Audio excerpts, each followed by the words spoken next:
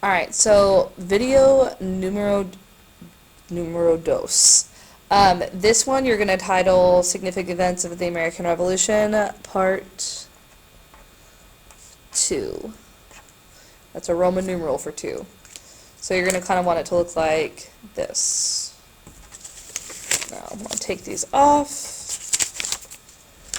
so we can kind of go through it one step at a time. Life of a teacher, my hands are covered in marker. All right. First off, at Battle of Saratoga. Battle of Saratoga happens October 1777, I want to say. Battle of Saratoga, very significant part of the American Revolution. It is after, at the Battle of Saratoga, General Burgoyne surrenders to American troops. In actuality, General Burgoyne was trying to cut off the New England colonies from the middle and the southern colonies, because if they could cut off the New England colonies, the middle and the southern colonies wouldn't have access to a lot of their goods. Their primary economic sectors wouldn't be open, and New England wouldn't have access to the agricultural production that happens in the middle and the southern colonies. When the colonists beat General Burgoyne, it is a huge colonial victory. This is a big deal.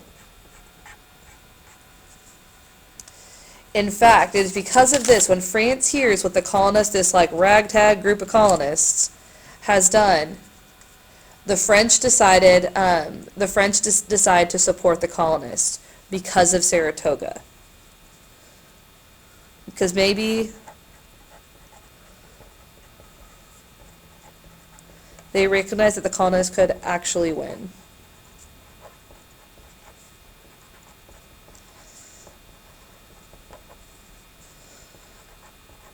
And so they want to be on the supporting the winning side. Now, luckily, they already have Ben Franklin, F-R-A-N, in France. Are you noticing a similarity there? It's a very happy coincidence. Franklin, France. We needed the French support because we are low on supplies. This new government that we have in the Articles of Confederation does not allow us to be taxed, so that's the struggle that is absolutely real.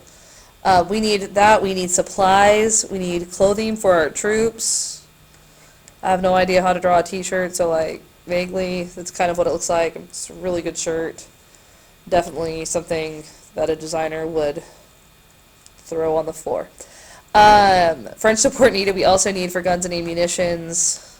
It's also, guys, I should be an artist, so like don't be super intimidated by the excellent artwork you see here. Okay, so that's Saratoga. So things are going great. Everything's awesome. And then in comes Valley Forge. Valley Forge is a winter of absolutely terrible suffering.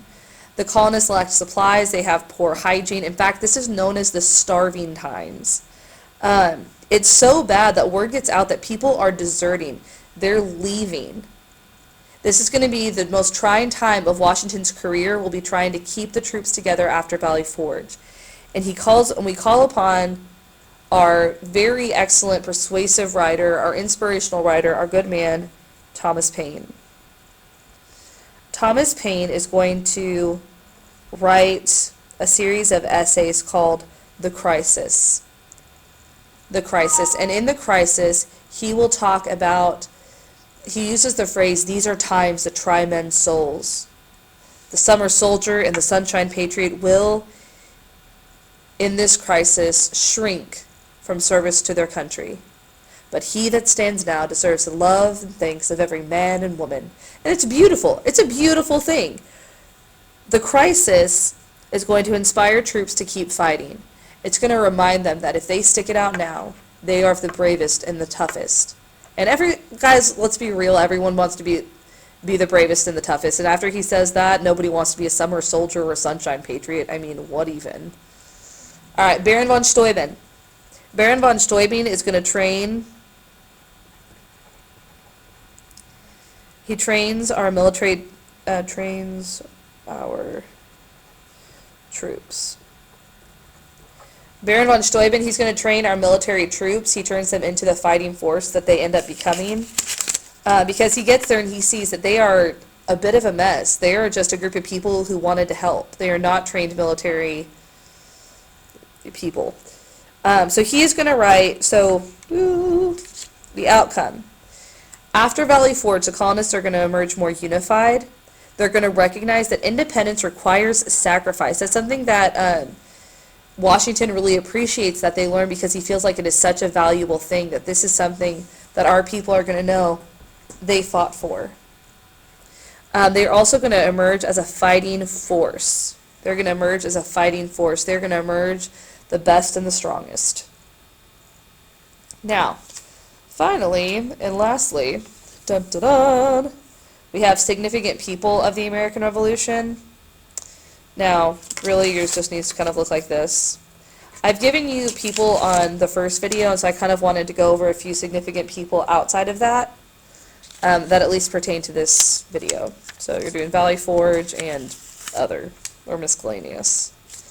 People that emerge at Valley Forge. Thomas Paine. Thomas Paine, like I said, he wrote The Crisis. I'm going to draw a paper here with writing on it. It's really, again, talent. George Washington is going to keep his troops together.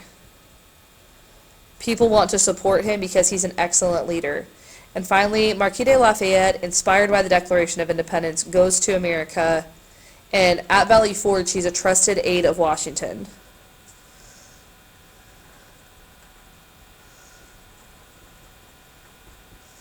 He's a trusted aide of Washington. He and Washington are very close. He works very closely with Washington. Washington will lead on him for support, both financially and militarily. And then lastly, we have our other people, such as Haym Salomon, otherwise known as Haym Sala Money, dollar bills, y'all. And then John Paul Jones. John Paul Jones, you can think Davy Jones. Davy Jones fights at sea. What color is the sea? Blue, or like a navy-ish color. He's the father of the American Navy. Then Bernardo de Galvez helps control he's a Spaniard. He helps control the Gulf Coast. In fact, there's a city in the Gulf Coast named after him, which is Galveston.